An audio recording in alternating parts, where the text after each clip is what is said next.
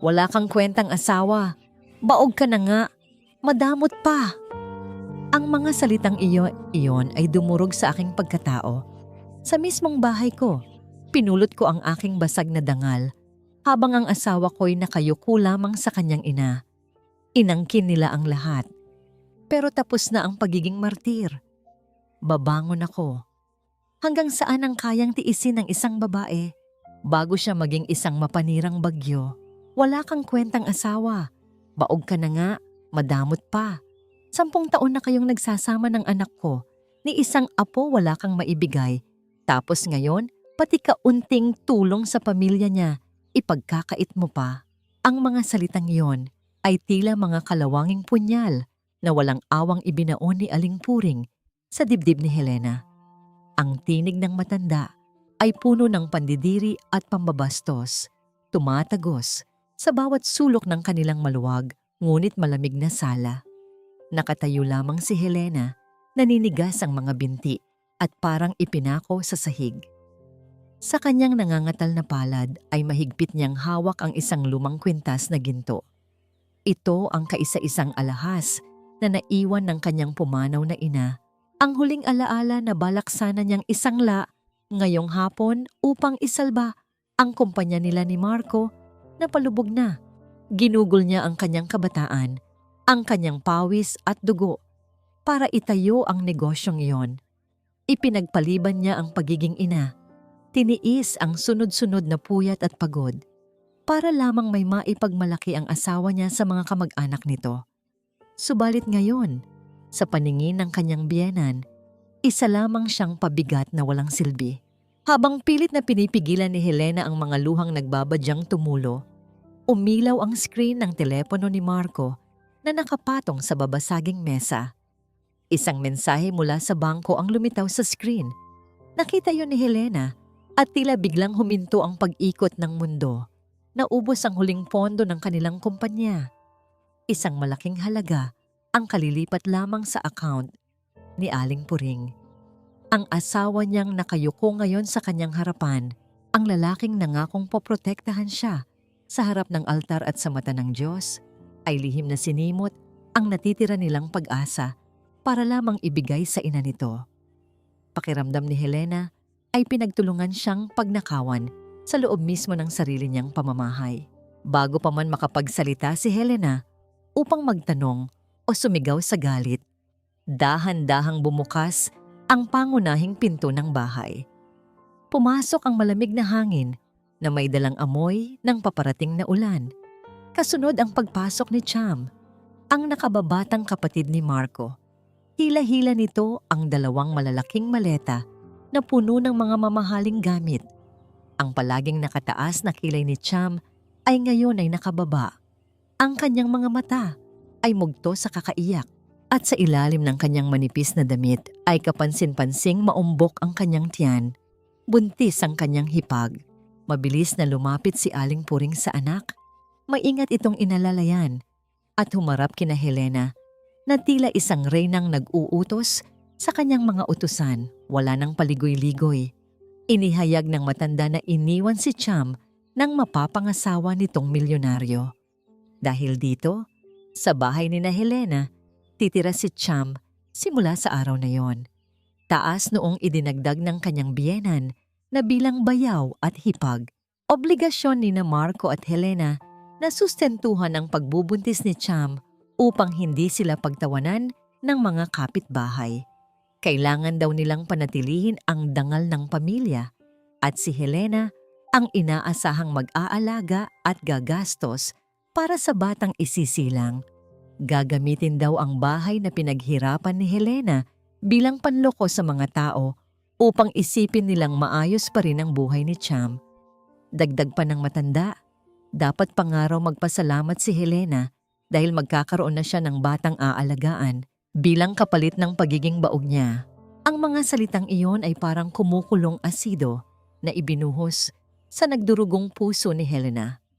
Tumingin siya kay Marco. Ang kanyang mga mata ay sumisigaw ng pagmamakaawa at pag-asa. Nagniningning ito sa pagnanasang magsasalita ang kanyang asawa. Natatayo ito upang ipagtanggol siya.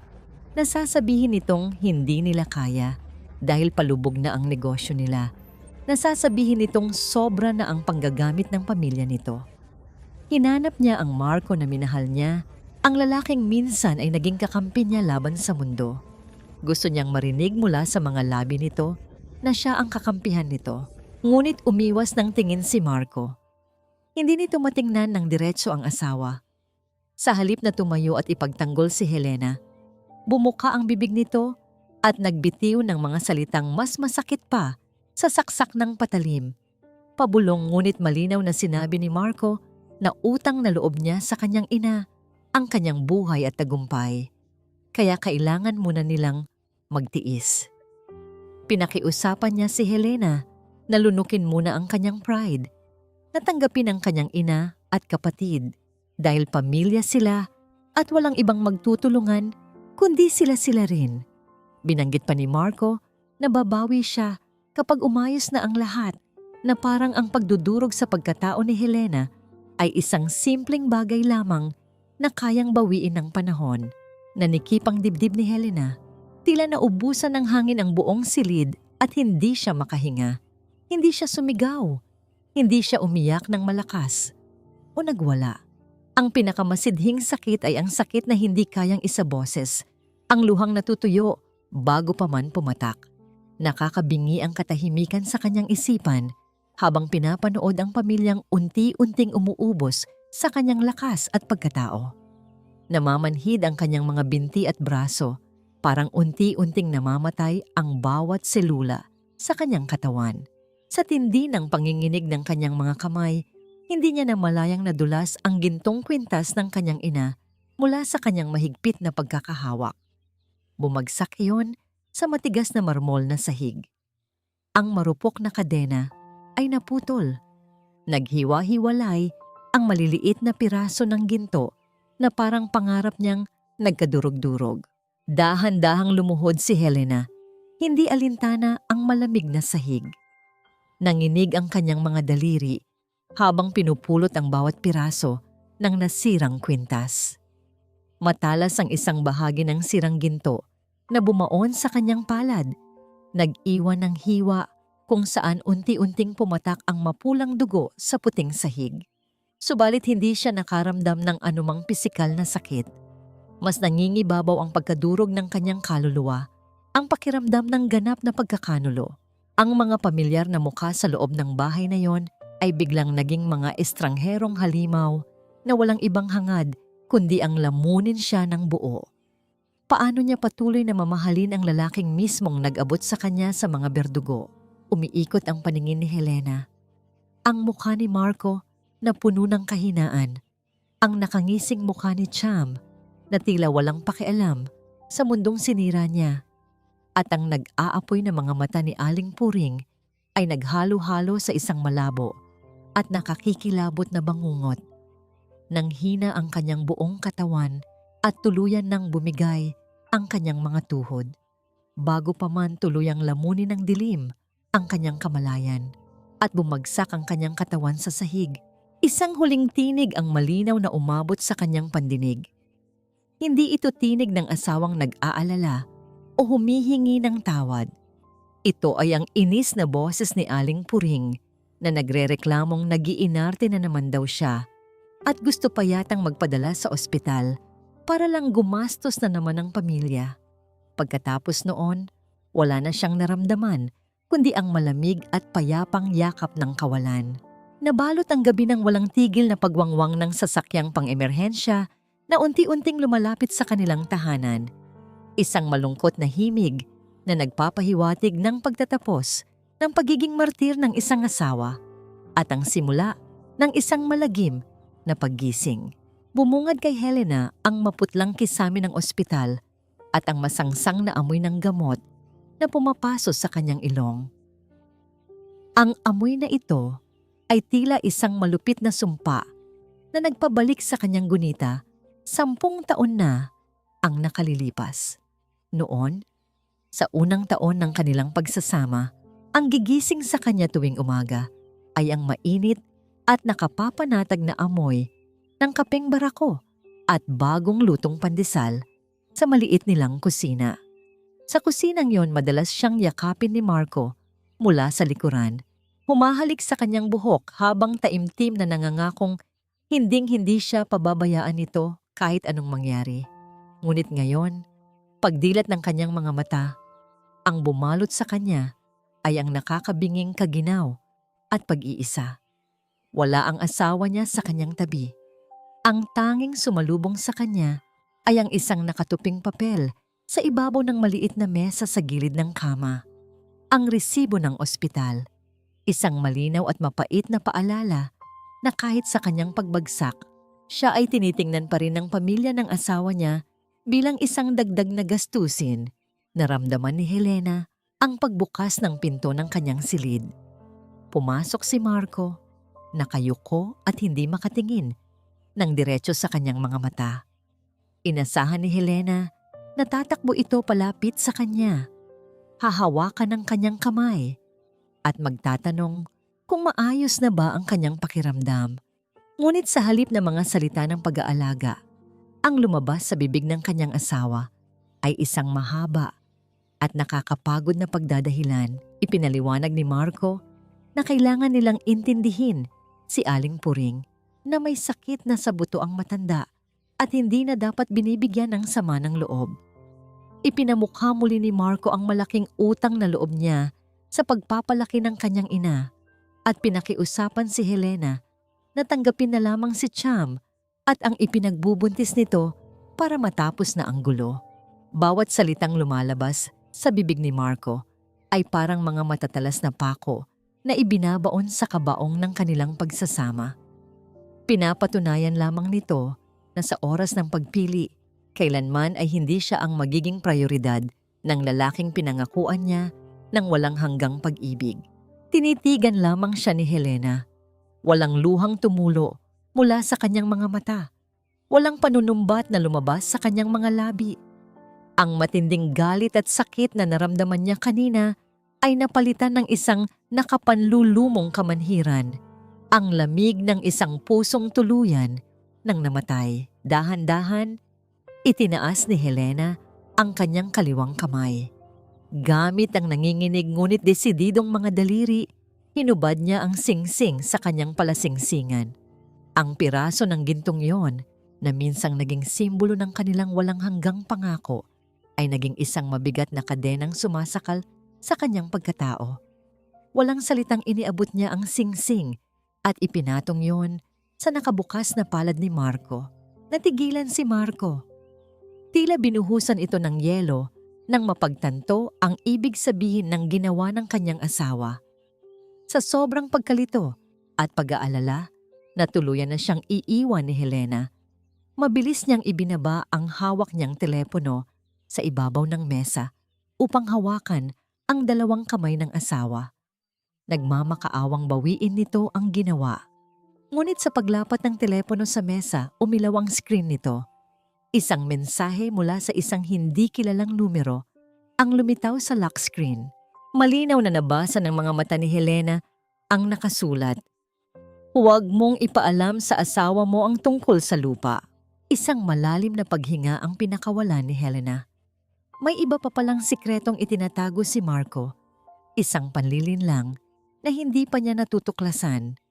At patunay na ang buhay niya kasama ang lalaking ito ay isang buong kasinungalingan. Wala na siyang lakas upang mag-usisa pa. Tahimik niyang binawi ang kanyang mga kamay mula sa pagkakahawak ni Marco. Tumalikod siya, humarap sa blangkong pader ng ospital at ipinikit ang kanyang mga mata. Hindi na siya sumagot pa sa mga patuloy na pagmamakaawa ni Marco.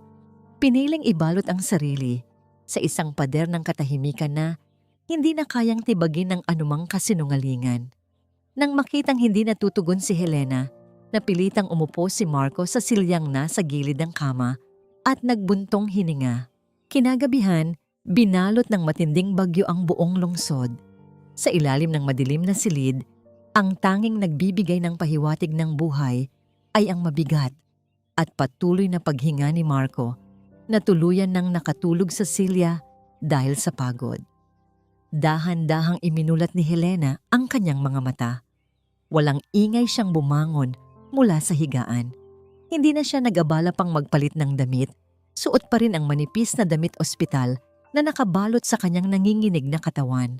Dinampot niya ang kanyang maliit na bag na naglalaman ng kanyang pitaka at mga personal na dokumento. Huminto siya sandali sa pinto. Nag-iwan ng isang huling sulyap sa lalaking minsan niyang itinuring na buong mundo niya at tuluyang humakbang palabas ng silid patungo sa madilim na koridor. Wala siyang patutunguhan, ngunit alam niyang anumang unos sa labas ay mas ligtas kaysa sa lason na iniiwan niya sa loob. Ang tanging naiwan sa loob ng tahimik na silid ay ang walang tigil na paghampas ng malamig na ulan sa makapal na salamin ng bintana. Basang-basa si Helena nang makarating siya sa maliit na tarangkahan ni Tita Flor, ang kaisa-isang kapatid ng yumaong ama ni Marco at ang natatanging kamag-anak ng kanyang asawa na nagpakita sa kanya ng tunay na kabutihan. Nanginginig ang buong katawan ni Helena, hindi lamang dahil sa lamig ng ulan na tumatagos sa kanyang manipis na damit ospital, kundi dahil sa bigat ng pagtataksil na daladala ng kanyang puso. Pagbukas ng pinto, walang naging tanong ang matanda nang tumambad sa kanya ang kalunos-lunos na anyo ng pamangkin. Sinalubong agad siya nito ng isang mahigpit at mainit na yakap. Sa loob ng bisig ni Tita Flor, tuluyang gumuho ang pader ng katatagan na pilit itinatayo ni Helena at bumuhos ang mga luhang kanina pa niya pinipigilan. Iginiya siya ni Tita Flor papasok sa simpleng sala nito na amoy lavender at lumang kahoy. Kumuha ang matanda ng isang malambot at lumang tuwalya at dahan-dahang pinunasan ang basang buhok ni Helena. Ang bawat haplos ng matanda ay may dalang pag-iingat at pagmamahal na matagal nang hinahanap ni Helena sa sarili niyang biyenan. Ito ang aruga ng isang tunay na ina na ipinagkait sa kanya ni Aling Puring. Matapos siyang balutin ng kumot, inabutan siya ni Tita Flor ng isang baso ng mainit na gatas. Ang pamilya, hindi laging kadugo. Malumanay na wika ng matanda habang puno ng awa na nakatingin sa pagod na mga mata ni Helena. Minsan, sila pa ang lason na unti-unting pumapatay sa atin. Dito ka muna, ligtas ka rito. Samantala, sa kabilang panig ng lungsod, nagising si Marco sa malamig na silid ng ospital. Binalot siya ng matinding kaba nang makitang walang asawang bumungad sa kanya at ang tanging naiwan ay ang malamig na singsing sa ibabaw ng mesa. Dali-dali siyang umuwi, umaasang naroon si Helena upang makipag-ayos. Ngunit pagbukas niya ng pinto ng kanilang bahay, isang nakaririmarim na tanawin ang sumalubong sa kanya. Nakakalat sa sala ang mga mamahaling damit at bag ni Helena. Sina Aling Puring at Cham ay masayang naghahati-hati sa mga personal na gamit ng kanyang asawa. Sinusukat ni Cham ang isang sapatos na matagal nang pinag-ipunan ni Helena, habang tuwang-tuwa namang isinasabit ni Aling Puring sa braso nito ang paboritong bag ng manugang. Wala silang anumang bakas ng pag-aalala. Tila nagdiriwang pa sila sa pagkawala ng tunay na may-ari ng bahay na yon. Galit na sinita sila ni Marco at pasigaw na nagtanong kung nasaan ang kanyang asawa. Sa gitna ng pagtatalo at panunumbat ni Aling Puring na wala raw siyang kwentang anak dahil inuuna pa niya ang asawang naglayas, pasimpleng isiningit ni Cham ang isang kulay pulang folder sa pinakailalim ng mga damit sa loob ng kanyang maleta. Iniwas niya ito sa paningin ng kanyang kuya, isang lihim na dokumentong maaaring sumira sa lahat kapag nadiskubre. Kinaumagahan, bago pa man tuluyang sumikat ang araw, nagising si Helena mula sa kanyang maikling pagkakaidlip sa sopa ni Tita Flor. Ang tahimik na umaga ay biglang ginambala ng malalakas at sunod-sunod na paghampas sa kahoy na pintuan ng bahay. Ang bawat pagtama ay nagpapayanig sa haligi ng maliit na tahanan at gumising sa natutulog na kaba sa dibdib ni Helena. Hindi ito ang nagmamakaawang pagkatok ni Marco. Nang sumilip si Tita Flor Sa siwang ng bintana, nakita niya ang ilang malalaking lalaking may mababangis na tingin. Pilit nilang hinahanap at isinisigaw ang pangalan ni Helena upang agresibong maningil ng utang na wala siyang kaalam-alam. Ang bayolenteng paghampas sa pintuan ay tila nagbabanta ng isa na namang malagim na bagyong wawasak sa natitirang kapayapaan ni Helena. Nang buksan ni Tita Flor ang pinto, walang habas na pumasok ang tatlong lalaking may matitipunong pangangatawan at mababagsik na aura. Walang paggalang nilang inihagis sa mismong paanan ni Helena ang isang nakakusot na dokumento. Nang pulutin at basahin yon ni Helena, tila huminto ang pagtibok ng kanyang puso. Isa itong papeles ng pagsasangla. Ang titulo ng lupang binili niya sa probinsya, ang kapirasong paraiso na pinag-ipunan niya ng ilang taon upang maging sakahan sana at bakasyunan ni Aling Puring sa pagtanda nito ay nakasangla na sa isang pribadong sindikato. Ang mas nakakapanlumo, isang pekeng pirma niya ang malinaw na nakaguhit sa ibaba ng kontrata. Bago pa man makapagsalita si Helena, sinigawan siya ng leader ng mga lalaki. Sinabi nitong isang nagngangalang Carl ang nag-ayos ng transaksyon kasama ang isang matandang babae na nagpanggap na may-ari ng titulo. Sa kalagitnaan ng matinding tensyon, isang pamilyar na sasakyan ang biglang huminto sa tapat ng bahay ni Tita Flor. Bumaba mula rito sina Aling Puring at Cham na mabilis na sinundan ng humahangos na si Marco. Imbes na mag-alala at ipagtanggol ang manugang sa mga armadong lalaking naniningil, agad na inilabas ni Aling Puring ang kanyang matalim na dila. Dinuro niya si Helena at buong kapalmoks na nag-akusa. Tingnan mo nga naman ang arte ng babaeng yan. Nagbayad ka pa talaga ng mga goons para mag-eskandalo at palabasin na kami ang masama para lang makatakas ka sa responsibilidad mong buhayin ang kapatid ng asawa mo. Humarang si Marco sa pagitan ng mga lalaki at ng kanyang pamilya upang awatin ang gulo. Pilit na humihingi ng palugit. Ngunit mariing iniharap ni Helena ang kontrata sa mismong mukha ng kanyang asawa at biyenan. Ipinaitan niya ang pekeng pirma at ang pangalan ng nag-asikaso. Ako pa ang gumagawa ng eskandalo. Kayo ang nagnakaw ng titulo mula sa kwarto ko at ikinumbinsin niyo ang isang sindikato para isangla ang lupang pinaghirapan ko. Sa halip na humingi ng tawad o makaramdam ng hiya nang mabunyag ang kanyang pagnanakaw, itinaas pa ni Aling Puring ang kanyang baba. Walang kahit anong bahid ng pagsisisi sa kanyang mga mata. Purong pagmamataas lamang ang mababakas sa kanyang muka. Ako ang ina. Utang niyo ang buhay niyo sa akin. Barya lang ang lupang yan kung tutuusin. Karapatan kong gamitin ang anumang ari-arian ng anak ko at ng asawa niya dahil kung wala ako, wala kayong lahat. Nagrereklamo ka pa para naman yan sa pamilya. Parang binagsakan ng gumuhong bundok si Marco. Ang ina na pilit niyang pinoprotektahan, ang pamilyang palagi niyang pinaglilingkuran kapalit ng sariling asawa, ay hindi isang sagradong responsibilidad, kundi isang halimaw na walang pakialam na sirain ang kanilang buhay. Nanlumo si Marco, tuluyang nawalan ng boses at lakas upang ipagtanggol ang inang naging magnanakaw. Sa sobrang galit ng matanda, dahil hindi sumasang-ayon sa kanya ang mga tao, mahigpit na hinawakan ni Aling Puring si Helena sa balikat upang patuloy itong yugyugin at bulyawan. Ngunit hindi sumigaw, hindi umiyak, at lalong hindi nanampal si Helena. Sa halip, malamig siyang tumitig sa mata ng biyenan. Dahan-dahan at banayad niyang inalis ang maruming kamay ng matanda mula sa kanyang balikat. Pagkatapos, marahan niyang pinagpagan ang bahaging iyon ng kanyang damit.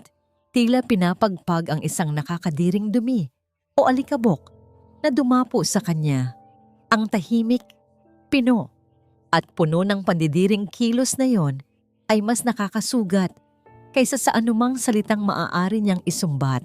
Matapos bigyan ng huling palugit ng mga goons bago tuluyang kunin ang lupa kung hindi mababayaran ng utang, umalis ang mga ito.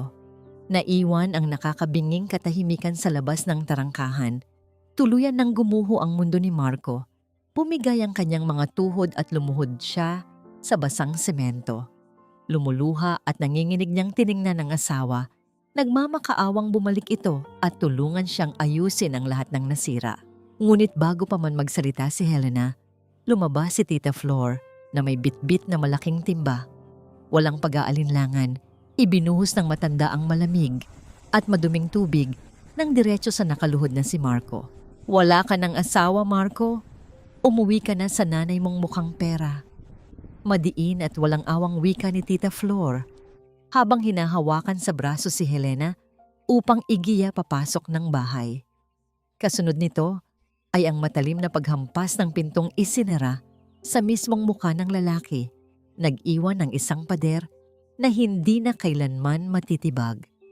Ang tanging naiwan sa labas ng bahay ay ang patuloy na pag-agos ng malamig na tubig mula sa buhok at mukha ng tulalang si Marco. Lumipas ang ilang araw, unti-unting ginawang kanlungan ni Helena ang maalikabok. Ngunit tahimik na garahe ni Tita Flor, gamit ang ilang natitirang kahon ng mga imported na produkto na nagawa niyang isalba mula sa bumagsak nilang negosyo, sinimulan niyang buuin muli ang kanyang sarili. Wala na siyang iniluhang luha para kay Marco. Bawat patak ng kanyang pawis habang nag-aayos ng mga paninda ay isang hakbang palayo sa pagiging martir. Ibinuhos niya ang lahat ng kanyang lakas sa pagtatrabaho upang hindi na muling maging biktima ng pag-ibig na walang ibang ginawa kundi ubusin ang kanyang pagkatao. Isang mainit na tanghali habang abala si Helena sa pagbibilang ng kanyang maliliit na imbentaryo, napansin niya ang isang anino na nakatayo sa labas ng tarangkahan. Isang babaeng payat, gusgusin at sunog ang balat sa araw ang nakatayo roon. Magulo ang buhok nito at mukhang ilang araw nang walang sapat na tulog. Sa mga bisig ng babae ay isang maliit na bata na tila butot balat, nakapikit at mahinang humihikbi dahil sa matinding gutom at sakit. Ang kaawa-awang hitsura ng mag-ina ay nag-udyok kay Helena na mabilis na lumabas upang alalayan sila papasok sa bakuran ni Tita Flor. Pinaupo niya ang babae sa isang lumang silya. Nakita ni Helena kung paano manginig ang maputlang labi ng bata sa paghahanap ng makakain. Walang pag-aalinlangan, nagtungo si Helena sa maliit na kusina at kinuha ang kaisa-isa at natitirang tinapay sa ibabaw ng mesa na sana ay tanghalian niya para sa araw na yon. Dahan-dahan niya itong hinati at ipinakain sa bata, kasabay ng isang basong maligamgam na tubig. Tiningnan niya ang bata na tila ba isang uhaw na halaman na nakatanggap ng ulan. At sa sandaling iyon, naramdaman ni Helena ang isang kurot sa kanyang puso. Ito ang buhay na sana ay binuo niya kung hindi siya naging abala sa pagbuhay sa pamilya ng asawa niya. Nagsimulang tumulo ang masaganang luha mula sa mga mata ng babae habang pinapanood si Helena. Sa pagitan ng paghikbi, ipinakilala niya ang kanyang sarili. Ang pangalan niya ay Tess. Siya ang tunay at legal na asawa ni Carl sa probinsya. Gumuho ang paningin ni Helena sa pagkabigla. Nakinig siya habang ibinubunyag ni Tess ang nakakapanindig balahib na katotohanan. Si Carl ay hindi isang mayamang negosyante o bilyonaryo na nag-invest sa mga malalaking kumpanya. Isa lamang itong manloloko na sanay mambiktima ng mga babaeng uhaw sa atensyon at karangyaan. Umiiyak na isinalaysay ni Tess kung paano ninakaw ni Carl ang buong ipon nila na sana ay pampaopera ng kanilang may sakit na anak. Ginamit ni Carl ang perang iyon na literal na katumbas ng buhay ng bata upang umupa ng mga mamahaling sasakyan, bumili ng mga pekeng damit na may tatak at magpanggap na mayaman upang silawin sina Cham at Aling Puring. Iniwan sila ni Carl sa probinsya na walang makain habang nagpapakasarap itong lokohin ang pamilya Villarreal. Sa kalagitnaan ng pag-uusap ng dalawang babaeng kapwa biktima ng panlilinlang, isang malaking kabalintunaan ang nangyayari sa kabilang bahagi ng lungsod. Sa loob ng marangyang sala ng bahay na naiwan kay Marco, patuloy ang pag-ikot ng mundo sa loob ng isang bula ng kasinungalingan. Si Cham, nakabubuntis lamang at iniwan sa ere ng lalaking inakala niyang sasagot sa kanyang mga luho, ay nakaupo sa sopa. Wala siyang pakialam sa kuya niyang nakatitig sa kawalan na tila isang patay na kaluluwa. Abala si Cham sa paglalagay ng mga makukulay na filter sa mga lumang litrato nila ni Carl. Ipinost niya ito sa kanyang social media account na may kasamang mensahe na nagpapanggap na masaya sila at nagpaplano ng isang malaking kasal. Sa kabilang dulo ng sala, nakangiting sinusuportahan ni Aling Puring ang ginagawa ng anak. Para sa matanda, mas mahalagang isipin ng mga kapitbahay na maayos at mayaman pa rin sila kaysa harapin ang nakakahiyang katotohanan na naisahan ng kanyang pinakamamahal na anak. Sila ay nabubuhay sa isang patay na pangarap na pinipilit nilang buhayin gamit ang laway at pagmamataas. Nabalik ang kamalayan ni Helena sa kasalukuyan nang abutin ni Tess ang kanyang mga kamay, parehong magaspang, parehong sugatan dahil sa mga taong pinagkatiwalaan nila. May isang tanong na naiwan sa isip ni Helena, kung nasaan ngayon si Carl at kung sino ang susunod nitong bibiktimahin matapos nakawin ang titulo ng kanyang lupa. Ngunit ang kasagutan sa tanong na yon ay hindi ang pinakamalaking pasabog ng araw na yon. Dinukot ni Tess mula sa kanyang lumang bag ang isang mumurahing telepono na naiwan umano ni Carl nang mabilisan itong tumakas mula sa probinsya. May nakuha raw siyang ebidensya mula rito na nagpapatunay ng mga transaksyon ng kanyang asawa. Pinili ni Tess ang isang voice record file mula sa screen upang iparinig kay Helena ang laman nito. Mula sa maliit na speaker ng telepono, umalingaw-ngaw ang isang pamilyar at maikling pag-uusap. Nakilala agad ni Helena ang boses ng babaeng nasa kabilang linya. Ito ay ang boses ni Cham, malinaw, maarte, at puno ng nakapandidiring kasakiman. Ang mga salita ni Cham ay direktang tumarak sa pandinig ni Helena. Sige Carl, nakawin mo na ang titulo ng lupa ni na kuya. Basta bilan mo ako ng sasakyan. Hayaan mo na si Helena. Pera lang naman ang silbi niya sa pamilya namin. Ang matalim at puno ng lason na tinig ni Cham ay patuloy na umalingaw-ngaw sa loob ng tahimik na sala ni Tita Flor. Nagiiwan ng isang nakakakilabot na katotohanan na hindi lamang naging biktima ang kanyang hipag sa mga kamay ng manloloko, kundi isa itong kusang loob na kasabwat sa mismong pagdurog ng sarili nilang pamilya. Sa loob ng madilim na kwarto, nakaupo si Marco sa gilid ng kanilang kama. Ang kamang dati-rati ay puno ng halimuyak ng paboritong pabango ni Helena. Ngunit ngayon ay amoy alikabok at pangungulila na lamang. Hawak niya ang kanyang telepono at paulit-ulit na pinatutugtog ang file na ipinadala sa kanya ng abogado ni Helena para sa kaso ng annulment. Ang bawat salita ni Cham sa recording na yon ay tila mga linta na sumisip-sip sa natitirang respeto niya sa sariling kapatid. Ang boses ni Cham na nag-uudyok kay Carl na pagnakawan ang sarili nilang pamilya ay naging isang lason na tuluyan ng pumatay sa pagtitimpi ni Marco. Dahan-dahan siyang tumayo. Ang kanyang mga hakbang patungo sa hapagkainan ay mabigat. Tila bawat tapak ay nagpapayanig sa pundasyon ng bahay na itinayo sa ibabaw ng mga kasinungalingan. Sa kusina, natagpuan niya ang kanyang ina at kapatid na masayang kumakain ng isang marangyang hapunan. Nakahain ng mamahaling litson at iba't ibang putahe na binili gamit ang perang hiniram muli ni Aling Puring sa mga patubuan. Umaasang mababayaran din ito kapag nagpadala na muli ng pera si Carl. O Marco, anak. Buti naman at lumabas ka na sa kwarto mo. Halika, tikman mo itong paborito mong litson. Huwag mo nang isipin yung babaeng yun. Masarap ang buhay natin ngayon. Nakangiting wika ni Aling Puring habang abala sa pag-aayos ng pinggan. Ngunit hindi kumibo si Marco. Sa isang iglap, gamit ang kanyang nanginginig sa galit na mga kamay, Marahas niyang itinaas ang gilid ng mahabang mesa. Narinig ang malakas na pagkalat ng mga porselanang pinggan sa sahig, ang pagtalsik ng mga pagkain sa dingding, at ang pagkabasag ng mga basong kristal na nagkapira-piraso sa paanan ni na Cham at Aling Puring. Ang ingay ng pagkawasak ay tila isang hudyat ng katapusan ng katahimikan. "Kuya, ano ba? Nababaliw ka na ba?" Sigaw ni Cham habang pilit na inilalayo ang kanyang tiyan sa mga tumalsik na pagkain. Walang salitang inilabas ni Marco ang kanyang telepono at pinatugtog ang recording sa pinakamalakas na volume.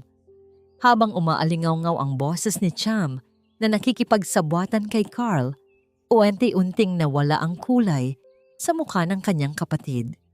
Ang kaninang maangas na tingin ni Cham ay napalitan ng matinding takot at panginginig. Maging si Aling Puring ay natigilan, ngunit sa halip na mapahiya, mabilis na lumapit ang matanda kay Marco at buong lakas na sinampal ang anak. "Lapastangan ka! Pinapakinggan mo ang paninira ng babaeng iyan laban sa sarili mong dugo? Kahit anong gawin ni Cham, kapatid mo pa rin siya. Ang pera, kikitain yan. Pero ang pamilya ay hindi napapalitan." Bulyaw ni Aling Puring habang dinuduro ang dibdib ni Marco. Tumingin ng diretso si Marco sa kanyang ina. Wala nang bakas ng takot o labis na paggalang sa kanyang mga mata. "Tama ka, Ma. Ang pamilya ay hindi napapalitan. Kaya pala pinili niyong palitan ang asawa ko ng isang manloloko. Kaya pala mas mahalaga sa inyo ang sasakyan ni Cham kaysa sa dangal ng pamilyang ito." Mabilis na hinalughog ni Marco ang mga gamit sa ibabaw ng counter. Kinuha niya ang lahat ng credit cards na nakapangalan sa kanya, ang mga susi ng sasakyan na binabayaran pa ng kumpanya, at ang mga alahas na nakuha ni na Cham mula sa kwarto ni Helena. "May 24 na oras kayo para lisanin ang bahay na ito. Isama niyo ang lahat ng dumi at kasinungalingan niyo. Mula ngayon, wala na kayong makukuhang kahit isang kusing mula sa akin. Ang utang na loob ko sa inyo, Ma, ay bayad na. Binayaran ko yon ng 10 taon ng kaligayahan ng asawa ko na ninakaw nyo." Malamig na wika ni Marco. Hindi makapaniwala si Aling Puring. Sinubukan niyang humagulgol at magmura, tinawag niyang walang kwentang anak si Marco, ngunit tila isang pader na bato ang kaharap niya. Habang nagkakagulo, biglang napahawak si Cham sa kanyang likuran. Isang matalim na ungol ang kumawala sa kanyang mga labi habang dahan-dahang napaupo sa sahig. Napansin ni Marco ang pagkabasa ng sahig sa paligid ng kanyang kapatid. Ang matinding stress at emosyon ay naging sanhi ng maagang pagputok ng panubigan ni Cham. Sa gitna ng sakit at takot, sa halip na humingi ng tulong para sa anak, hinarap ni Aling Puring si Marco na may nanlilisik na mga mata. Ang tinig ng matanda ay puno ng lason at panunumba. "Tingnan mo ang ginawa mo. Kung mamatay ang kapatid mo at ang batang yan, tandaan mo, Marco, ikaw ang pumatay sa kanila. Habang buhay mong dadalhin ang konsensyang ito." Ang sigaw ng sakit ni Cham ay humalo sa nakakakilabot na mga sumpa ni Aling Puring na pumapunit sa katahimikan ng gabi sa loob ng bahay na unti-unti nang nagiging isang libingan ng mga alaala. Sa kabila ng ingay at baho ng pampublikong ospital kung saan isinugod si Cham, mas inuuna pa ni Aling Puring ang pag-aayos ng kanyang mukha kaysa sa kalagayan ng kanyang anak na naghihirap sa panganganak. Dahil walang pambayad sa pribadong ospital, matapos silang itakwil ni Marco, napilitan silang pumila sa masikip at mainit na ward. Ngunit sa mundo ng social media ni Aling Puring, hindi dapat malaman ng kanyang mga kumare ang katotohanan. Gamit ang kanyang telepono, pinilit niyang paupuin si Cham sa isang bahaging may maayos na pintura at pinag-post ito ng isang larawan na may caption na nagpapanggap na nasa loob sila ng isang mamahaling suite. Ang bawat tagaktak ng pawis ni Cham ay pilit na itinatago ng makapal na filter, habang ang matanda naman ay abala sa pagpapakita ng mga pekeng alahas sa kamera upang mapanatili ang ilusyon ng kanilang yaman. Sa kabilang banda, sa tahimik na garahe ni Tita Flor, hindi na ang mahina at sunod-sunurang Helena ang makikita. Kasama si Tess at sa tulong ng mga impormasyong ibinibigay ni Marco sa pamamagitan ng mga lihim na mensahe, unti-unti nilang inilalatag ang isang bitag. Alam nilang si Carl ay gaya ng isang gutom na pating na palaging naghahanap ng sariwang biktima. Gumawa sila ng isang huwad na profile ng isang mayamang investor mula sa ibang bansa na naghahanap ng partner para sa isang malaking real estate project sa Pilipinas. Ginamit nila ang hilig ni Carl sa karangyaan upang akitin itong lumabas sa kanyang pinagtataguan. Si Marco, na ngayon ay nagsisilbing mata at tenga nila sa loob ng pamilya Villarreal, ang nagparating ng balitang ito kay Aling Puring. Alam na mabilis itong makararating sa pandinig ni Carl. Dahil sa papalapit na ika-60 kaarawan ni Aling Puring, naging desperada ang matanda na magdaos ng isang engrandeng selebrasyon upang mapatunayan sa lahat na hindi sila naghirap. Dahil wala nang makuha kay Marco, lumapit si Aling Puring sa mga nagpapautang ng 5-6 o mga loan shark sa kanilang lugar. Buong tapang niyang nilagdaan ang mga papeles na may napakataas na interes dahil sa kanyang isipan, tiyak na babalik si Carl, dala ang milyon-milyong piso mula sa bagong investment na nabalitaan niya.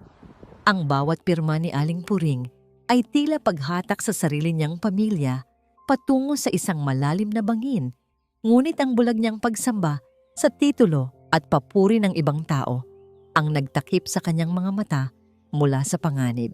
Isang gabi, habang nag-aayos ng mga paninda si Helena, napansin niya ang isang pamilyar na figura sa dulo ng kalsada.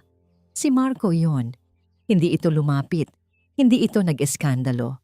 Nanatili lamang itong nakatayo sa ilalim ng madilim na anino ng puno habang bumubuhos ang mahinang ulan. Nakita ni Helena ang panginginig ng mga balikat ng asawa habang nakatingin ito sa direksyon niya. May dala itong supot ng paborito niyang tinapay na palagi nilang pinaghahati ang dalawa noong wala pa silang pera. Ngunit imbes na pumasok, iniwan lamang yon ni Marco sa tapat ng gate at dahan-dahang lumakad palayo. Ang eksenang yon ay nag-iwan ng isang malungkot na kirot sa dibdib ni Helena. Isang paalala na sa kabila ng lahat ng galit, may mga alaala silang hindi basta-basta mabubura ng isang pagkakamali. Kinabukasan, isang malaking sorpresa ang dumating sa ospital kung saan nagpapagaling si Cham matapos ang isang mahirap na panganganak. Isang luma, ngunit marangyang bungkos ng mga bulaklak na lyra ang ipinadala para sa kanya. Ang puting kulay ng mga bulaklak ay tila sumisimbolo ng kapayapaan, ngunit ang amoy nito ay masyadong matapang, halos nakahihilo.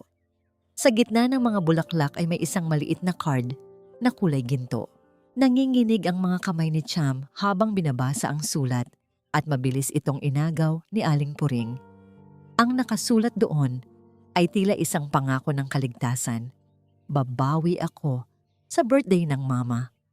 Maghanda kayo ng malaking pasabog. Walang pangalan ang nakalagay, ngunit alam nila kung kanino galing iyon. Ang matinding katuwaan ni Aling Puring ay naging isang malakas na tawa na umalingaw-ngaw sa buong ward. Hindi alintana ang mga pasyenteng nagpapahinga sa paligid.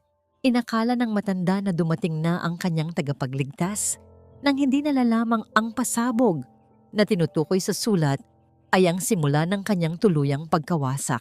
Ang bango ng mga bulaklak na lyra ay dahan-dahang humalo sa amoy ng mga gamot at disinfectant na nagbibigay ng isang nakakakilabot na hudyat para sa darating na gabi ng selebrasyon. Ang bulwagan ay puno ng liwanag mula sa mga dambuhalang chandelier na tila mga bituing nagniningning, ngunit ang bawat kislap nito ay anino ng utang na unti-unting sumasakal sa pamilya Villarreal. Suot ang isang mamahaling gown na kulay lila na kinuha lamang sa isang rentahan, naglalakad si Aling Puring sa gitna ng mga panauhin na tila isang reyna. Ang kanyang mga ngiti ay kasing tamis ng asukal, habang ang kanyang dila ay abala sa pagpapakalat ng mga maling kwento. Ikinukwento niya sa kanyang mga kumare na si Helena ay kasalukuyang nasa ibang bansa para sa isang emergency business trip. Isang kasinungalingang binuo niya upang pagtakpan ang katotohanang pinalayas na niya ang kanyang manugang. Sa isang sulok, nakaupo si Cham na pilit itinatago ang pamumutla ng kanyang muka sa ilalim ng makapal na makeup. Bagamat sariwa pa ang hapdi ng kanyang panganganak, kailangan niyang magmukhang perpekto sa harap ng kamera. Hawak niya ang kanyang anak na binalot sa telang sutla habang panakanakang tinitingnan ng pinto, naghihintay sa pagdating ng lalaking inakala niyang magliligtas sa kanila mula sa kahihiyan. Bawat bati ng mga panauhin ay tinatanggap niya ng may kasamang pekeng tawa kahit na sa loob niya ay parang hinihiwa ang kanyang tiyan sa bawat galaw. Naging sentro ng atensyon ng buong bulwagan nang bumukas ang malaking pinto at pumasok si Carl. Suot ang isang tuxedo na tila gawa para sa isang prinsipe, naglakad siya ng may tiwala sa sarili. Hawak ang isang kulay gintong briefcase. Agad siyang sinalubong ni Aling Puring ng may mahigpit na yakap, habang ang mga mata ng mga panauhin ay nakatuon sa kanya. Sa paningin ng lahat, siya ang bilyonaryong manugang na mag-aangat sa pamilya Villarreal sa rurok ng tagumpay. Walang nakapansin sa dalawang lalaking nakatayo sa pinakalikod ng bulwagan, mga lalaking may malalamig na tingin at nakatagong mga armas. Ang mga loan shark na pinagkakautangan ni Aling Puring na naghihintay lamang ng hudyat upang maningil. Si Marco ay naroon din, nakatayo sa gilid ng entablado, suot ang isang itim na barong. Ang kanyang mga mata ay hindi nakatuon sa selebrasyon, kundi sa bawat kilos ni Carl. Alam ni Marco na ang gabing ito ay hindi tungkol sa kaarawan ng kanyang ina, kundi tungkol sa pagtatapos ng isang mahabang serye ng panlilinlang. Hawak niya sa kanyang bulsa ang isang remote control para sa sound system ng bulwagan, ang susi na magbubukas sa katotohanang matagal nang itinago sa ilalim ng mga dekorasyon at bulaklak. Tumayo si Aling Puring sa gitna ng entablado. Hawak ang mikropono. Maraming salamat sa inyong lahat. Ngayong gabi, hindi lang natin ipinagdiriwang ang aking kaarawan, kundi pati na rin ang bagong simula ng aming pamilya. Ang aking manugang na si Carl ay may magandang balita para sa inyong lahat na gustong lumago ang inyong mga ipon. Wika ng matanda, habang puno ng pagmamalaki na nakatingin sa kanyang mga kaibigan. Nagsimulang magbulungan ang mga panauhin, ang ilan ay naglabas na ng kanilang mga tsekera na bulag sa karangyaang nakikita nila sa paligid. Dahan-dahang lumapit si Carl sa mikropono, binuksan ang gintong briefcase na puno ng mga dokumentong may mga selyo ng malalaking bangko sa ibang bansa, mga dokumentong gawa lamang sa isang maliit na computer shop sa kanto. Ang proyektong ito ay para sa mga taong may tiwala sa pamilya Villarreal. Panimula ni Carl, ang kanyang boses ay puno ng kapangyarihan at panghihikayat. Habang nagsasalita siya, nakita ni Marco ang isang figura sa itaas ng balkonahe ng bulwagan. Si Helena iyon, nakasuot ng simpleng itim na damit, nakatitig sa kanila ng may halong lungkot at pait. Hindi siya dumating para magmakaawa. Dumating siya para panoorin ang pagguho ng palasyong itinayo sa kanyang paghihirap. Isang matalim na tunog ng pagpihit ng kandado ang umalingaw-ngaw sa buong bulwagan nang lihim na ilak ni Marco ang lahat ng labasan. Ang mga panauhin ay abala sa pakikinig sa mga pangako ni Carl. Hindi namamalayang sila ay nakakulong na sa loob ng isang bitag na wala ng takas.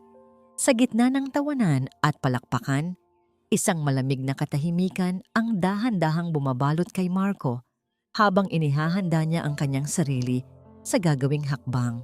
Ang kislap ng mga chandelier ay tila naging mas matalim, nagbibigay ng isang nakasisilaw na liwanag bago ang tuluyang pagdilim ng lahat. Itigil ang lahat ng ito.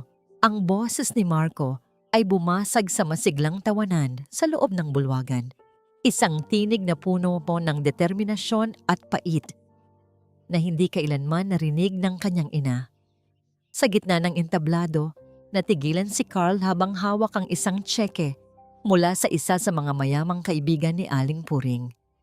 Ang lahat ng mata ay lumingon kay Marco na ngayon ay naglalakad patungo sa gitna. Ang kanyang mga hakbang ay matatag sa ibabaw ng pulang alpombra. Narinig ang malatunog na paghinto ng masayang musika nang pindutin ni Marco ang remote control at ang nakakabinging katahimikan ay biglang bumalot sa bawat sulok ng silid. Bakas ang matinding pagkagulat at galit sa mukha ni Aling Puring. Mabilis siyang lumapit sa anak at pilit itong hinila palayo sa mikropono. Marco, ano bang ginagawa mo? Huwag mong ipahiya ang pamilya natin sa harap ng mga bisita. Lasing ka ba?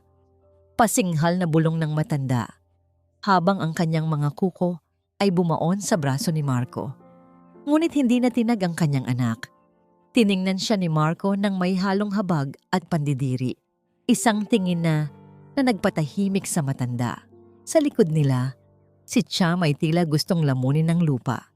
Nakita ni Helena mula sa balkonahe kung paano manginig ang mga kamay ng kanyang hipag habang mahigpit na yakap ang kanyang anak. Ang karangyaan ng kanyang gown ay tila naging isang mabigat na pasanin at ang kanyang mga mata ay puno ng takot na baka ito na ang huling gabi ng kanyang pagpapanggap. Alam ni Cham na ang bawat salitang bibitawan ni Marco ay hudyat ng pagbagsak ng kanilang munting kaharian ng kasinungalingan. Ang lalaking ito, turo ni Marco kay Carl na nagsisimula ng pawisan sa ilalim ng mga ilaw, ay hindi isang bilyonaryo, wala siyang kumpanya, wala siyang mga lupain, at higit sa lahat, wala siyang puso. Ang perang ipinangangalandakan niya ay perang ninakaw niya mula sa mga taong naniwala sa kanya. Isang malakas na bulong-bulungan ang sumiklab sa mga panauhin. Ang mga tsekeng kanina lang ay masayang iniabot ay dahan-dahang binawi at ang paghanga sa mga mata ng mga tao ay napalitan ng matinding pagdududa. Biglang umilaw ang dambuhalang screen sa likod ng entablado. Hindi ito ang mga graph ng investment na inaasahan ng lahat. Sa halip, lumitaw ang mga larawan ng mga pekeng dokumento, ang mga bank statement na nagpapakita ng kawalan ng pondo, at ang pinakamasakit sa lahat, isang video ni Tess, ang tunay na asawa ni Carl, na umiiyak habang isinasalaysay ang pagnanakaw sa pondo para sa kanilang may sakit na anak. Ang boses ni Tess ay umalingaw-ngaw sa buong bulwagan. Bawat hikbi niya ay tila isang sampal sa mukha ni na Aling Puring at Cham. Sinubukan pa ring lumaban ni Aling Puring. Humarap siya sa mga bisita, ang kanyang boses ay nanginginig sa desperasyon.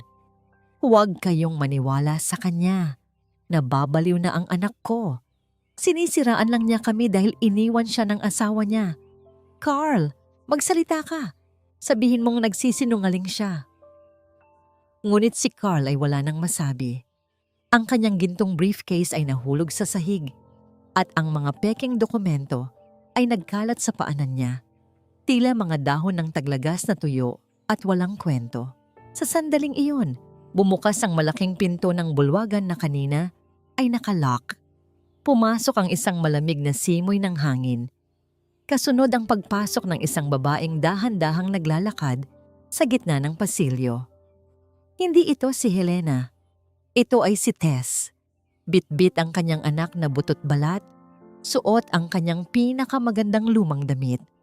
Ang kanyang presensya sa gitna ng marangyang selebrasyon ay tila isang anino ng katotohanan na hindi na kayang itago ng anumang kislap ng chandelier. Ang bawat hakbang ni Tess ay naglalabas ng tunog ng pagkadurog ng sahig na gawa sa kahoy, isang mabigat na ritmo na nagpapahiwatig ng darating na hatol. Lumingon si Tess kay Carl at pagkatapos ay kinaaling Puring at Cham. Ang kanyang mga mata ay walang galit, tanging pagod at matinding kawalan. Sa itaas, dahan-dahang tumayo si Helena mula sa dilim ng balkonahe. Ang kanyang figura ay naging malinaw sa ilalim ng liwanag at ang kanyang mga mata ay nagtagpo sa mga mata ni Marco. Ang tanong na nanatili sa hangin ay hindi kung sino ang mananalo, kundi kung ano ang ititira ng katotohanan ito sa pamilyang Villarreal kapag natapos na ang lahat ng pasabog. Naging bato ang lahat ng itaas ni Tess ang kanyang kamay at ituro ang mukha ni Carl. Habang sa labas ay maririnig ang papalapit na tunog ng mga sirena na tila mga hiyaw ng katarungang matagal na ipinagkait. Dahan-dahang naglakad si Tess patungo sa gitna ng entablado. Ang bawat hakbang niya ay tila nagpapabigat sa hanging bumabalot sa buong bulwagan. Ang kanyang itsura ay isang malaking sampal sa rangya ng paligid. Ang kanyang lumang tsinelas ay may bahid ng putik at ang kanyang mga mata ay naglalabas ng apoy ng isang inang ninakawan ng kinabukasan. Huminto siya sa harap ni Carl na ngayon ay nanginginig at hindi magawang tumingin ng diretso sa asawa. Sa isang iglap, itinaas ni Tess ang kanyang kamay at dumarap ang isang malakas na palad sa mukha ng manloloko. Hindi narinig ang tunog, ngunit nakita ng lahat kung paano tumagilid ang mukha ni Carl at kung paano nabura ang huling bahid ng kanyang kapalaluan. "Hayop ka, Carl," gumaralgal ang boses ni Tess, puno ng puot at pagod. "Habang nagpapakasarap ka rito sa piling ng mga taong kasing ganid mo, ang anak mo ay naghihingalo dahil wala tayong pambili ng gamot. Ang perang ginamit mo para sa toksido na yan at sa mga bulaklak na ito ay dugong nanggaling sa amin." Sa itaas ng balkonahe, nagsimulang humakbang pababa si Helena. Ang kanyang itim na damit ay tila isang balabal ng katarungan habang marahan siyang bumababa sa hagdanan. Ang lahat ng mga panauhin ay naging estatwa. Ang tanging naririnig ay ang marahang pagtama ng kanyang sapatos sa bawat baitang ng kahoy. Nang makarating siya sa ibaba, tumayo siya sa gitna ni na Marco at ng pamilya Villarreal. Tiningnan niya si Aling Puring na ngayon ay pilit na itinatago ang kanyang mga kamay na nanginginig sa takot at kahihiyan. "Helena, anak," pilit na paglalambing ni Aling Puring, isang huling pagtatangka na gamitin ang kanyang mapanlinlang na tinig. "Huwag kang maniwala sa kanila. Itong babaeng ito, bayaran lang ito ng mga kaaway natin. Marco, itaboy mo sila." Ngunit hindi natinag si Helena. "Tapos na ang oras ng iyong mga kwento. Ma," malamig niyang wika. "Ang dangal na pilit mong itinatayo sa ibabaw ng aking pagdurusa ay gumuho na. At ikaw, Cham." Lumingon si Helena sa kanyang hipag na ngayon ay halos magtago na sa likod ng kanyang ina. "Akala mo ba ay hindi ko malalaman ang ginawa mo?"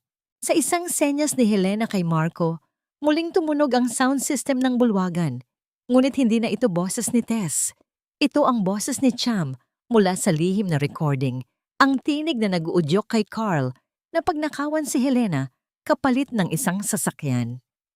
Umalingaw-ngaw ang bawat salita ni Cham, tila mga latigo na humahampas sa natitirang hiya ng pamilya Villarreal sa harap ng kanilang mga kaibigan at kakilala. Ang mga panauhin ay nagsimulang magbulungan. Ang ilan ay hayagang nagpapakita ng pandidiri sa mag-ina. Sa kalagitnaan ng kaguluhan, dalawang lalaking naka-Amerikana ang lumapit sa entablado. Hindi sila pulis. Sila ang mga loan shark na pinagkakautangan ni Aling Puring. Walang pasintabi nilang hinawakan ang braso ng matanda. "Nasaan ang pera namin? Sabi mo ay may bilyonaryong magbabayad ngayong gabi." Mukhang wala kaming mapapala sa tuksido ng lalaking ito. Madiing wika ng isa sa mga lalaki habang hinahablot ang mamahaling kwintas na suot ni Aling Puring. Narinig ang malatunog na pagkaputol ng kadena ng kwintas at ang mga pekeng hiyas ay nagkalat sa sahig, nagpapatalbog-talbog sa marmol na tila mga basura. Nagpumigla si Aling Puring, sumisigaw ng tulong, ngunit maging ang kanyang mga kumare ay tumalikod at nagsimulang lumabas ng bulwagan upang hindi madamay sa gulo. Sa kabilang dulo, pumasok na ang mga tunay na alagad ng batas. Ang tunog ng mga posas na inilalabas ay naging hudyat ng katapusan para kay Carl. Sinubukan nitong tumakas patungo sa kusina, ngunit hinarangan siya ni Marco. Sa isang mabilis na pagkilos, nadakip si Carl at napilitang lumuhod sa sahig. sa mismong paanan ng kanyang dalawang asawang niloko. Tumingin si Helena kay Marco at pagkatapos sa isa nagkakagulong pamilya ng asawa, wala siyang naramdamang tuwa sa kanilang pagbagsak, tanging isang malalim na paghinga ng paglaya. Ngunit bago pa man tuluyang mailabas si Carl, muling sumigaw si Aling Puring, isang sigaw na puno ng lason at desperasyon. Hindi pa tapos ito. Isusumpa ko kayong lahat. Marco, Helena, pagbabayaran niyo ang pagpapahiya sa akin. Sa labas, ang mga sirena ng pulis ay lalong lumakas. Ang kanilang asul at pulang ilaw ay tumatagos sa mga bintana ng bulwagan, nagbibigay ng isang nakapanlulumong kulay sa dula-dulaang nauwi sa isang trahedya. Ang bulwagan na kanina lamang ay puno ng musika at tawanan ay naging parang isang abandonadong libingan ng mga pangarap. Ang mga tirang pagkain sa mesa ay dinadapuan na ng mga langaw, at ang amoy ng natapon na alak ay humahalo sa amoy ng takot.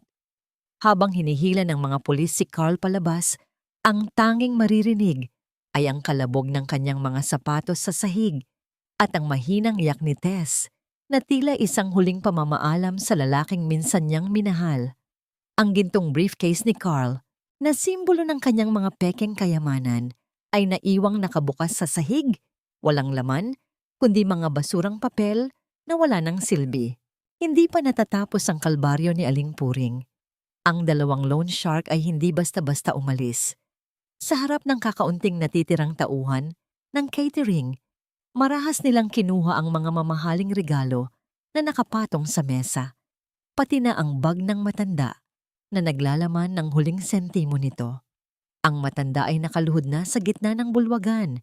Ang kanyang gown na kulay lila ay may punit na at madumi, habang ang kanyang buhok ay tila pugad ng ibon sa gulo. Wala na ang reyna ng Villarreal. Ang natira na lamang ay isang matandang desperada na pilit na kumakapit sa kanyang natutunaw na dignidad. Helena, ikaw ang may gawa nito. Sinira mo ang buhay namin. Ang hiyaw ni Aling Puring na umalingaw-ngaw sa tahimik na silid.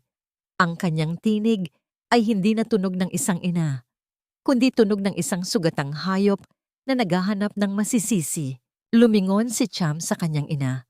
Ang kanyang mga mata ay puno ng pait.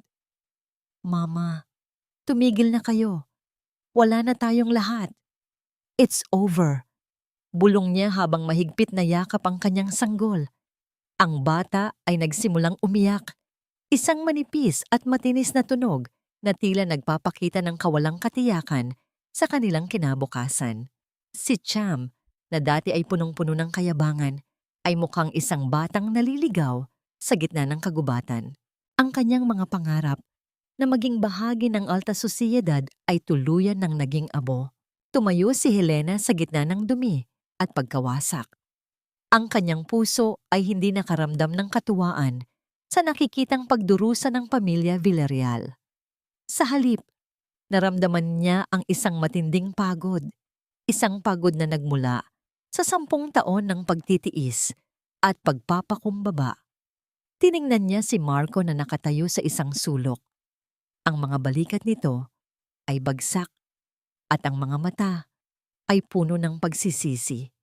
Ngunit ang pagsisisi, gaano man ito kalalim, ay hindi kayang ibalik ang mga taon na ninakaw sa kanya.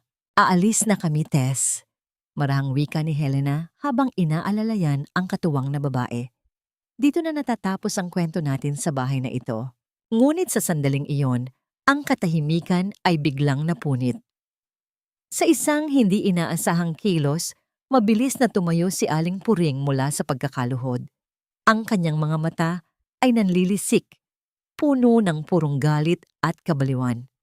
Mula sa ibabaw ng mesa ng buffet, mabilis niyang dinampot ang isang matalas na kutsilyo na ginagamit sa paghiwa ng prutas.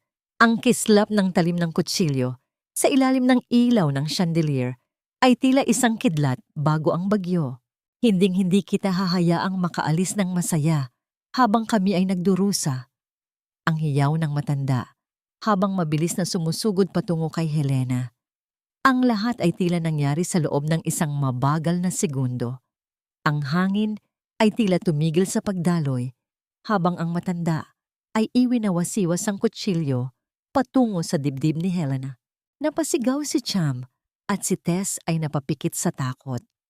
Si Helena ay naging estatwa sa kanyang kinatatayuan. Ang kanyang mga mata ay nanlaki sa harap ng paparating na panganib. Ngunit bago pa man dumampi ang talim sa kanyang balat, isang malakas na tunog ng pagtama ng mga katawan ng umalingaw-ngaw. Hinarang ni Marco ang kanyang sarili sa pagitan ng kanyang ina at ng kanyang asawa. Ang matalas na tunog ng pagbaon ng kutsilyo sa tela ng kanyang barong at sa kanyang laman ay narinig ng lahat sa loob ng bulwagan.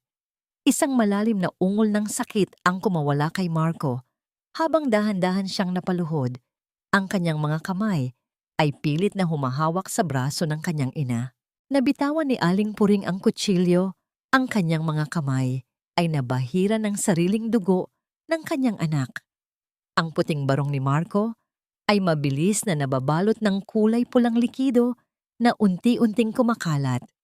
Tila isang mapait na larawan ng kanyang huling sakripisyo. Marco!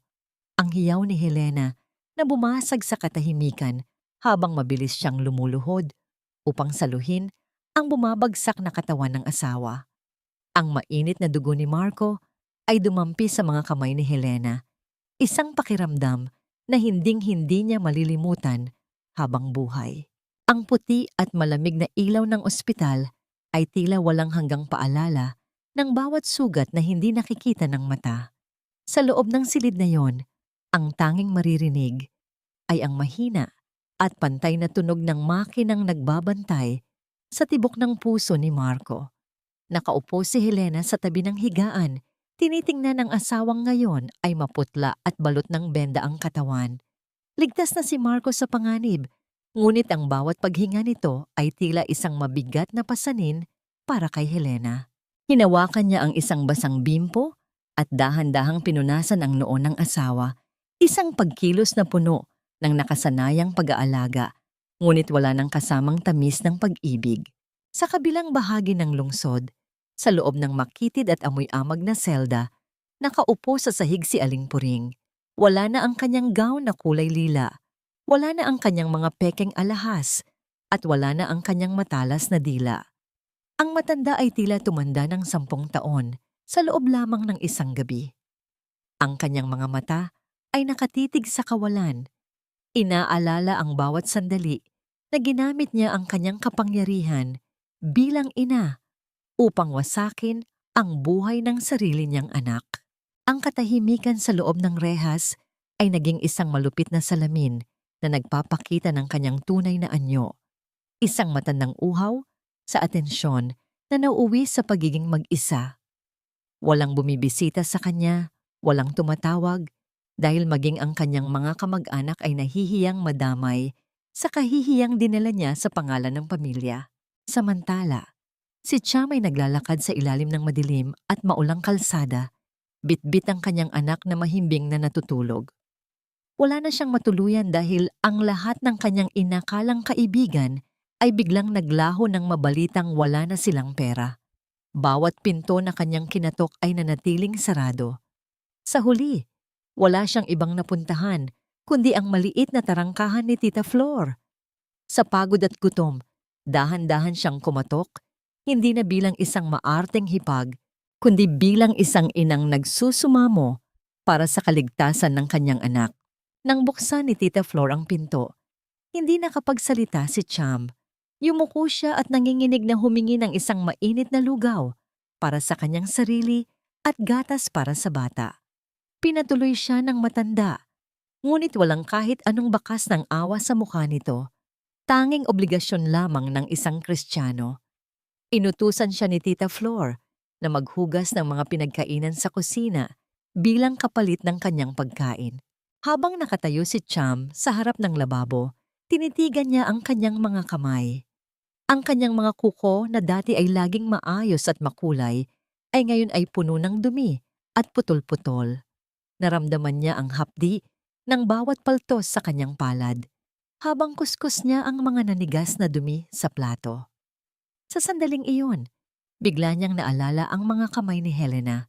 Ang mga kamay na dati ay palagi niyang pinagtatawanan dahil sa kalyo at gaspang sa pagtatrabaho para sa kanila. Isang mainit na luha ang pumatak sa kanyang pisngi at humalo sa tubig ng sabon. Ngayon lamang niya naunawaan na ang bawat butil ng kanin na kinain niya noon ay dugo at pawis ng babaeng palagi niyang minaliit. Kinabukasan, bumalik si Helena sa ospital bitbit ang kanyang maleta. Gising na si Marco at kasalukuyang nakatitig sa bintana. Tila hinihintay ang kanyang pagdating. Isang matipid na ngiti ang sumilay sa mga labi ng lalaki. Umaasang ang pagsakripisyo niya ng buhay ay sapat na upang mabura ang lahat ng pait ng nakaraan. Helena, salamat at bumalik ka. Mahinang wika ni Marco. Ang boses ay puno ng pag-asa. Magsisimula tayong muli. Pangako ko sa'yo, wala nang gulo. Tayo lang dalawa. Hindi sumagot si Helena. Lumapit siya sa gilid ng higaan at inilabas ang isang puting sobre mula sa kanyang bag. Inilapag niya ito sa ibabaw ng kumot sa tapat mismo ng mga kamay ni Marco. Sa ibabaw ng sobre, dahan-dahang inilagay ni Helena ang kanyang singsing sa kasal. Ang singsing na minsan na niyang hinubad, ngunit pinulot muli ni Marco sa sahig ng bulwagan. Marco, ang sugat sa katawan mo ay maghihilom, pero ang sugat sa puso ko ay masyado nang malalim. Malumanay, ngunit dinalas na wika ni Helena.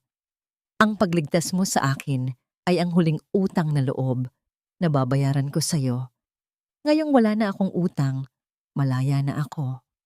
Natigilan si Marco nang makita ang nilalaman ng sobre, ang mga papeles ng annulment na mayroon ng pirma ni Helena.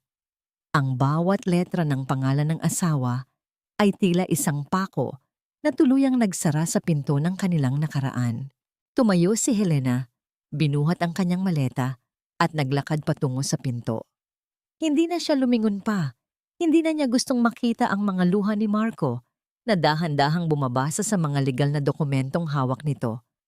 Ang bawat hakbang ni Helena sa tahimik na koridor ng ospital ay tunog ng kanyang paglaya.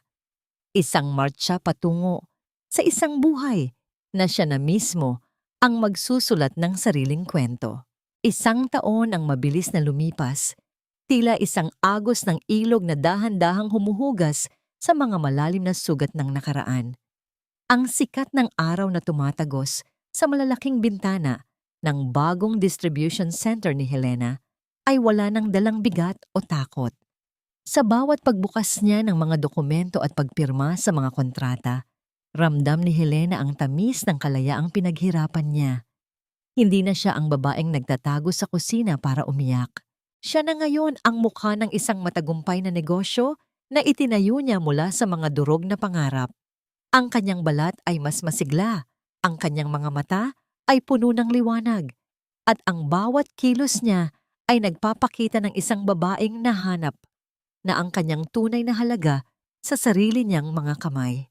Sa kabilang dulo ng lungsod, sa loob ng isang malawak na shopping mall, isang babaeng nakauniporme ng tagapaglinis ang matiyagang nagpupunas ng mga bakas ng sapatos sa makintab na sahig.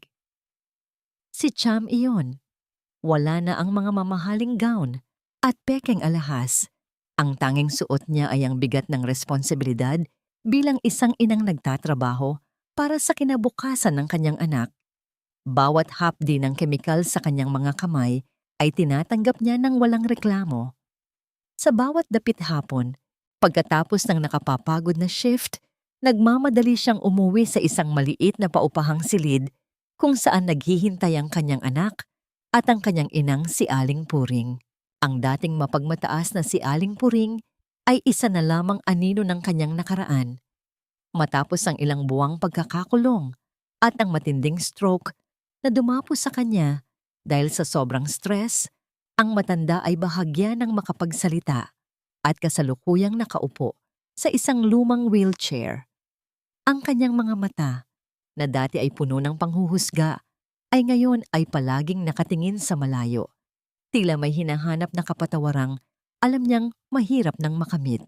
Ang bawat pagsubo sa kanya ni Cham ng lugaw ay tinatanggap niya ng may kasamang tahimik na luha, isang malupit na paalala na ang kayamanang pilit niyang hinabol ay nag-iwan sa kanya sa isang buhay na puno ng pangangailangan sa mga taong binaliwala niya noon.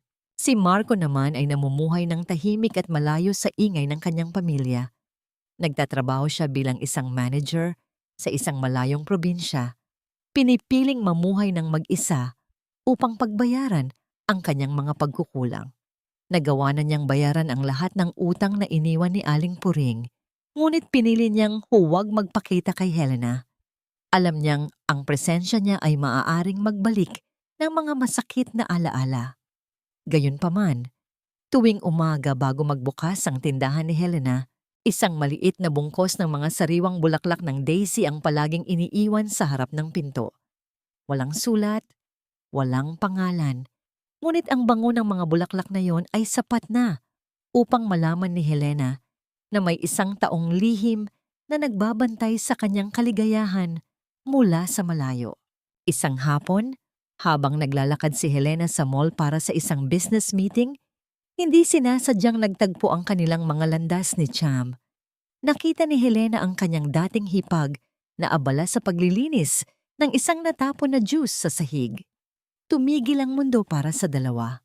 Nanigas si Cham sa kanyang kinatatayuan, mabilis na itinago ang kanyang mukha dahil sa matinding hiya. Ngunit sa halip na pandidiri o panunumbat, ang nakita niya sa mga mata ni Helena ay purong habag.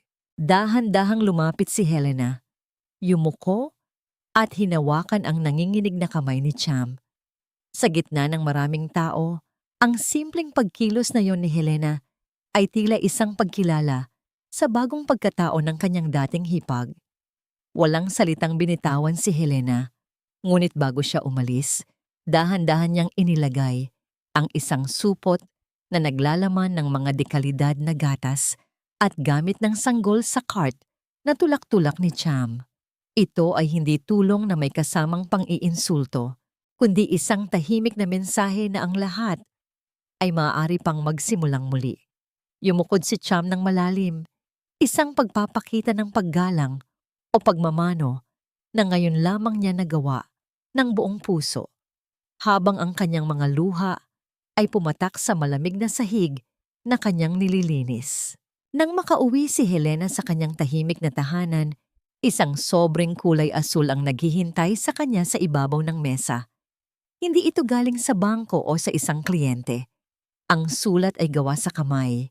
May mga letra na tila isinulat ng may pag-aalinlangan at panginginig. Binasa ni Helena ang nakasulat, "Helena, nasa simbahan ako kung saan tayo unang nangako. Hindi ako humihingi ng kapalit. Hindi rin ako humihingi ng iyong pagbabalik. Gusto ko lang na sa huling pagkakataon, makita mo ang taong natuto ng magmahal ng tama sa pamamagitan ng pagkawala mo. Sana ay mapagbigyan mo ako sa huling pagkakataong ito para makapagpaalam ng maayos." Ang bawat salita sa sulat ni Marco ay tila isang malungkot na himig ng kampana na umaalingaw-ngaw sa gabi. Tumingin si Helena sa bintana kung saan unti-unti nang naririnig ang mahinang tunog ng pagpatak ng ulan. Ang ulan na palaging saksi sa kanyang mga pait. At ngayon ay tila nagtatanong kung handa na ba siyang buksan ang huling pahina ng kanyang nakaraan. Ang lumang simbahan ng San Sebastian ay tila isang piping saksi sa bawat panata at bawat luhang ibinuhos sa loob ng maraming dekada. Sa ilalim ng madilim na langit, ang malakas na buhos ng ulan ay lumilikha ng isang malungkot na ritmo sa ibabaw ng mga bubong na yero. Tila isang awit ng pagsisisi na hindi natatapos. Nakatayo si Helena sa dulo ng kalsada. Hawak ang isang itim na payong habang pinagmamasdan ang pamilyar na harapan ng simbahan. Ang bawat hakbang niya sa basang semento ay mabigat. Dala ang mga alaala ng araw na pumasok siya sa loob ng simbahang ito. Suot ang maputing belo, punong-puno ng pag-asa at paniniwala sa isang habambuhay. Sa gitna ng malakas na ulan, napansin niya ang isang figura na nakatayo sa tapat ng malaking pintuan ng simbahan. Si Marco iyon. Hindi ito nakasilong, Hindi rin ito gumagamit ng payong. Hinahayaan ni Marco na humampas ang malamig na tubig sa kanyang katawan. Suot ang isang lumang asul na polo na kupas na ang kulay. Ang polong binili ni Helena para sa kanya noong unang anibersaryo nila bilang mag-asawa. Nakayuko ang lalaki, ang kanyang mga balikat ay nanginginig sa kaginaw at ang kanyang mga kamay ay mahigpit na nakakapit sa isang maliit na rosaryong gawa sa kahoy. Dahan-dahang lumapit si Helena. Ang tunog ng kanyang mga yabag ay nalulunod sa ingay ng ulan. Huminto siya ilang hakbang, ang layo mula sa asawa. Nakita niya ang pamumutla ng mga labi ni Marco at ang pamumula ng kanyang mga mata na hindi mo na malaman kung dahil ba sa tubig-ulan o sa walang tigil na pag-iyak. Sa sandaling iyon, ang galit na matagal nang kinikimkim ni Helena ay tila dahan-dahang tinatangay ng agos ng tubig. Hindi na niya nakikita ang lalaking naging mahina at nagtaksil. Ang nakikita niya ay isang taong durog, isang taong kailangan ding hilumin ng panahon. Biglang napansin ni Marco ang anino ni Helena. Dahan-dahan siyang nag-angat ng tingin at sa pagtatagpo ng kanilang mga mata, ang mundo ay tila huminto sa pag-ikot. Walang salitang binitawan si Marco. Sa halip ay dahan-dahan siyang lumuhod sa basang semento sa harapan ni Helena. Ang pagluhod na yon ay hindi para magmakaawang bumalik ang asawa, kundi isang pagkilala sa lahat ng bigat na ipinataw niya sa balikat ng babaeng pinakamahal niya. Helena, I'm so sorry. Hindi ko kayang bayaran ang 10 taon na kinuha ko sa'yo. Gumaralgal ang boses ni Marco. Ang bawat salita ay may dalang hapdi.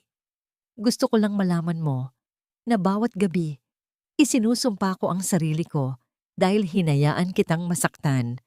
Hindi mo kailangang bumalik. Gusto ko lang makita kang masaya. Kahit hindi na ako ang dahilan.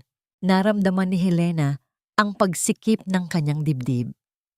Ang bawat hikbi ni Marco ay tila isang talim na humihiwa sa natitirang galit sa kanyang puso. Hindi siya agad nagsalita.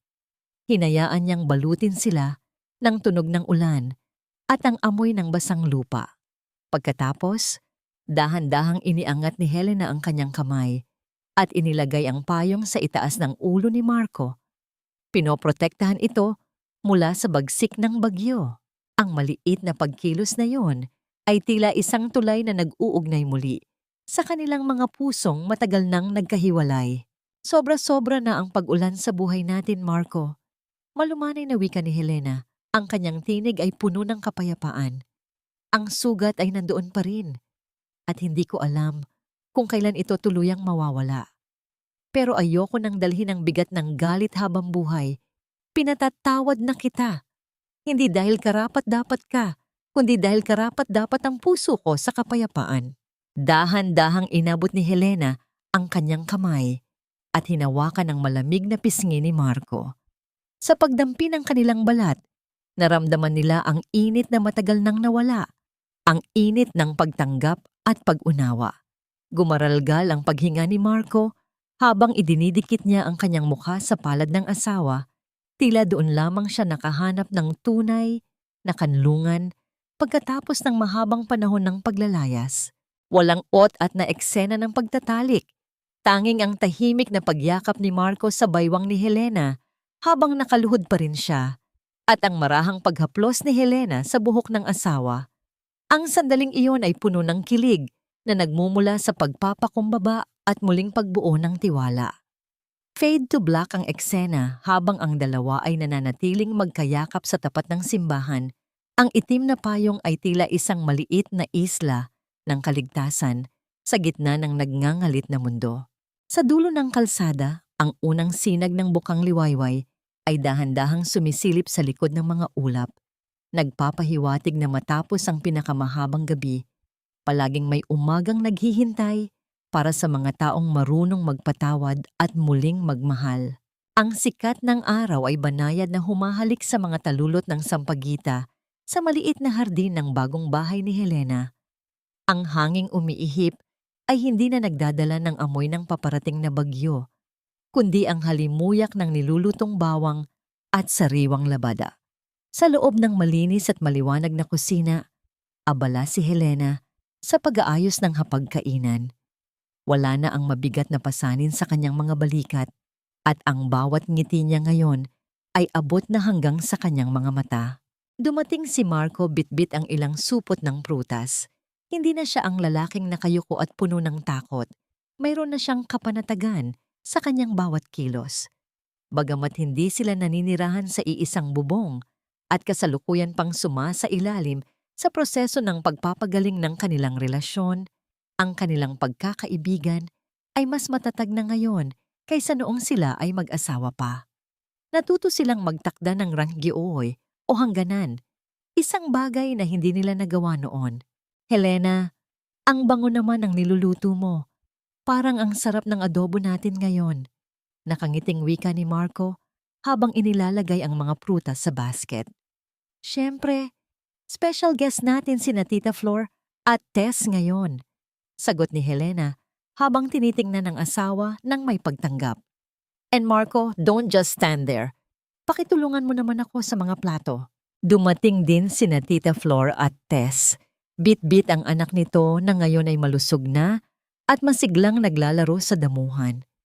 Si Tess ay hindi na ang babaeng api. Siya na ngayon ang pinagkakatiwalaang manager ng isa sa mga warehouse ni Helena. Ang kanilang pagkakaibigan ay naging simbolo ng pagbangon ng dalawang babaeng minsang dinurog ng iisang manloloko. Sa kabilang dulo ng lungsod, sa isang maliit at payak na silid, nakaupo si Cham sa tabi ng kanyang inang, si Aling Puring. Katatapos lamang ng shift ni Cham sa mall at bakas ang pagod sa kanyang mukha, ngunit wala na ang reklamo sa kanyang mga labi. Dahan-dahan niyang sinusubuan ng lugaw ang kanyang ina. Si Aling Puring ay nananatiling hindi makapagsalita, ngunit ang kanyang mga mata ay sumusundan sa bawat kilos ni Cham nang may pasasalamat. Sa huling bahagi ng kanilang buhay, natutunan nila ang tunay na kahulugan ng pamilya, hindi sa pamamagitan ng pera o karangyaan, kundi sa simpleng presensya ng isa't isa sa gitna ng kahirapan. Habang naghahapunan ang grupo ni Helena, naging sentro ng usapan ang mga pangarap na gusto pa nilang abutin. Walang sumbatan, walang pait. Ang nakaraan ay naging isang mahalagang leksyon na lamang na nakasulat sa mga pahina ng kanilang buhay. Ang kwentong ito ay nag-iiwan ng isang mahalagang aral sa bawat nakikinig. Ang pamilya ay hindi lamang tungkol sa dugong nananalaytay sa ating mga ugat. Ang tunay na pamilya ay binubuo ng mga taong marunong rumespeto sa iyong pagkatao at handang tumayo sa tabi mo nang walang hinihintay na kapalit. Ang utang na loob ay hindi dapat nagiging kadena na sumasakal sa ating kaligayahan, kundi isang kusang loob na pasasalamat na ibinibigay ng may pagmamahal. Sa huli, napatunayan ni Helena na ang pagpapatawad ay hindi nangangahulugang pagbabalik sa dating gawi. Ang pagpapatawad ay ang pagpapalaya sa sarili mula sa kulungan ng galit upang makapagsimula ng isang bagong umaga na puno ng pag-asa at tunay na kapayapaan. Ang huling sinag ng araw ay dahan-dahang naglaho, pinalitan ng payapang liwanag ng buwan na nagbabantay sa isang tahanang binuo muli mula sa katotohanan at paggalang.